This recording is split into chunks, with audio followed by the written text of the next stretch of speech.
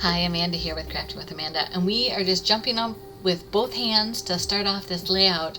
I thought I had recorded picking some papers and kind of going through the photos and the direction that I was going with this layout, but I've lost that footage or it was never recorded, so I apologize for that. But where I'm headed with this is I tore off camera a corner from the Cheriish paper pack, and it's the one with the small flowers on it. And I thought, I don't know, that just reminded me of the old wallpaper that I remember seeing at my grandparents' house. So I just thought that would be perfect for this photo honoring my great grandmother. And here I'm just doing some mixed media again at the diagonal. To the bottom left will be that paper that I tore.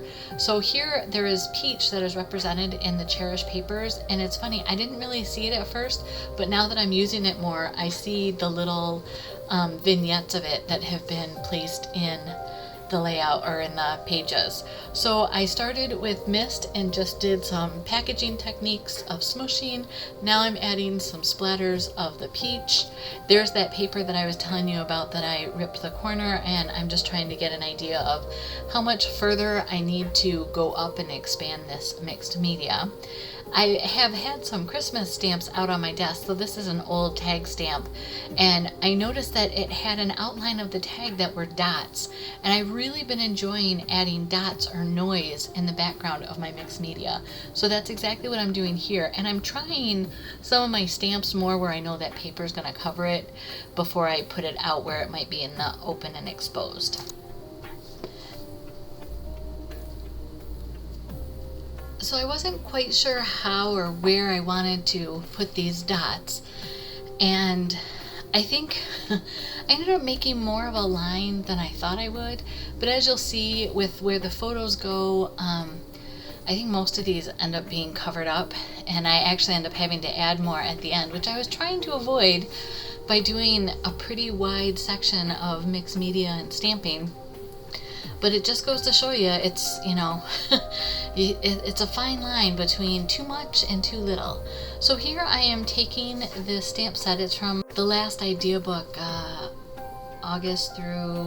July through September, but it's still available as of right now, and it is called Simple Leaves. Sorry about that, I had to look that up. And I'm showing you that I have music, and the reason why I have it in my scrap bin is my son's piano teacher sent it to him, and when I printed it, my printer the head needed cleaning, and so it didn't print all the notes correctly. So I tried not to waste too much paper, so that goes into my scrap bin, but I wanted to show you that.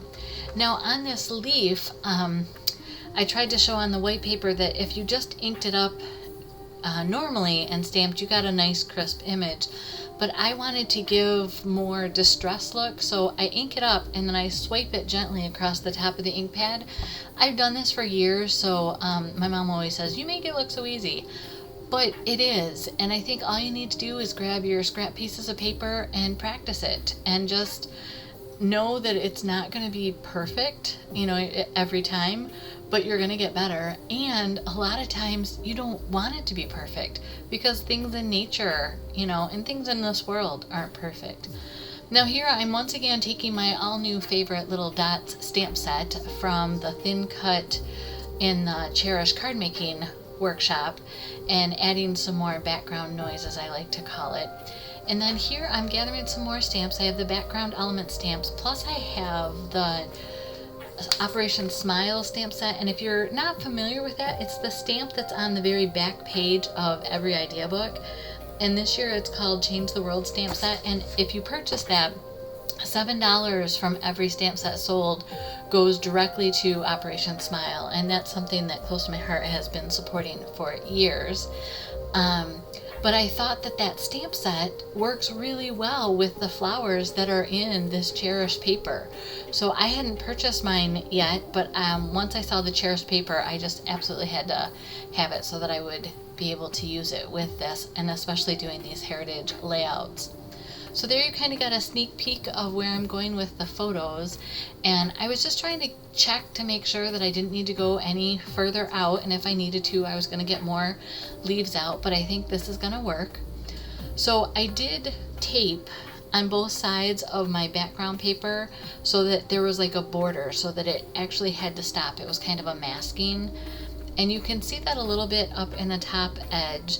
The rest of the edges get covered, but it's a good technique to just have on hand.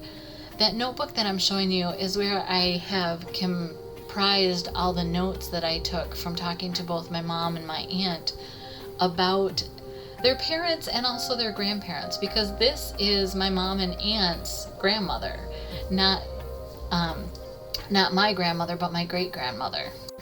And I have to say, it's kind of nice to hear the stories about them and to know that she was just very pragmatic and not the nurturing side of the relationship, and that my great-grandfather was a very sweet, sweet man and thought of that way. And just little stories that you just wouldn't get to know if I hadn't talked to my aunt and my mom and heard about their trips to Clarksburg and all. So here I'm taking from the Cheriish sticker sheet from the paper pack and using these as embellishments on this page. I'm also taking from last year's Love Story Toffee collection, the stickers that were in that, because the colors, and again the rose and those flowers, just work really well with this Cheriish paper. So I'm using these, and I'm finding that I have a hard time tucking more than half of a thing away. I feel that that's wasteful.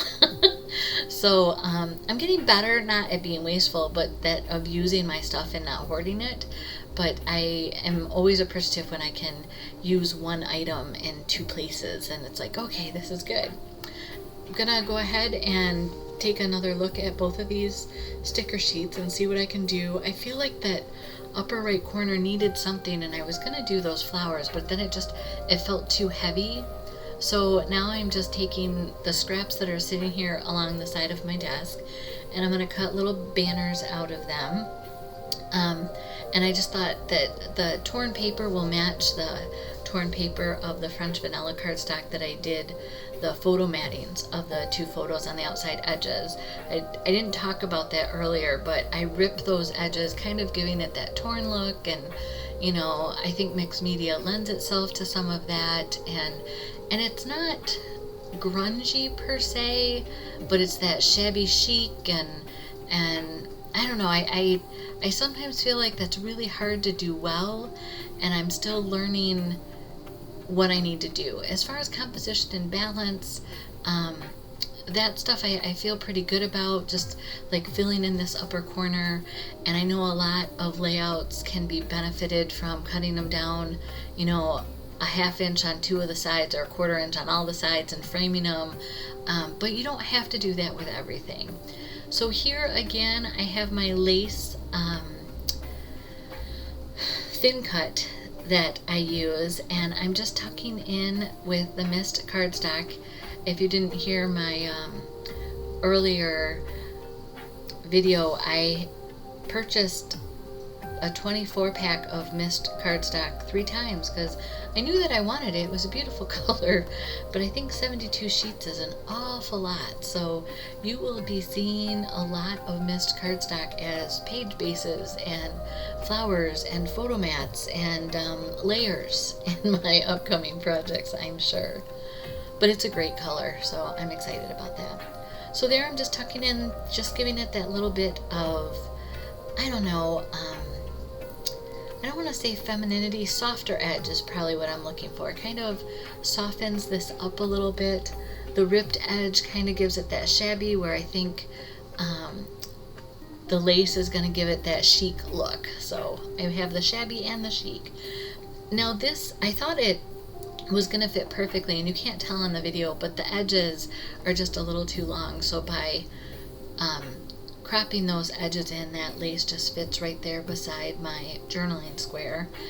And as I said earlier, I tried really hard to do enough background stamping that you would be able to see it between the photos and everything, and obviously I fell short of that mark. So these dots are from the big dots are from the background stamp set, and then these little dots once again are from the Cheriish card making workshop, and it's going to be a staple in my world. There are several stamps that I have found that have dots like this, or something that will work like that. So I encourage you, if you like that look, just go look at, see what stamps you have and what images might be on there that you didn't even realize were there, that were missing. So here I'm going to go ahead and embellish the back of this photo mat, and I take these things, I know some people are like, oh, I don't know what to do, and it's one more surface, and I try to take things like this, and it's like, it's a card front.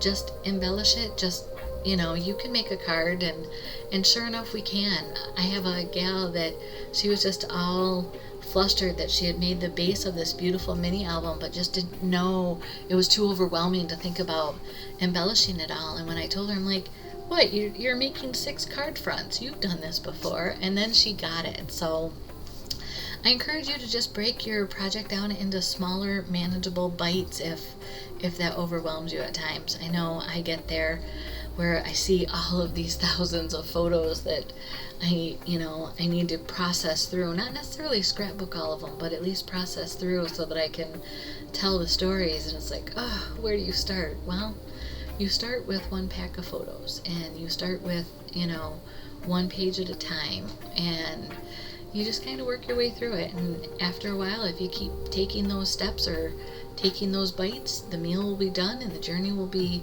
you'll be well onto your journey. So that's where I'm at with these photos. I really am enjoying the process.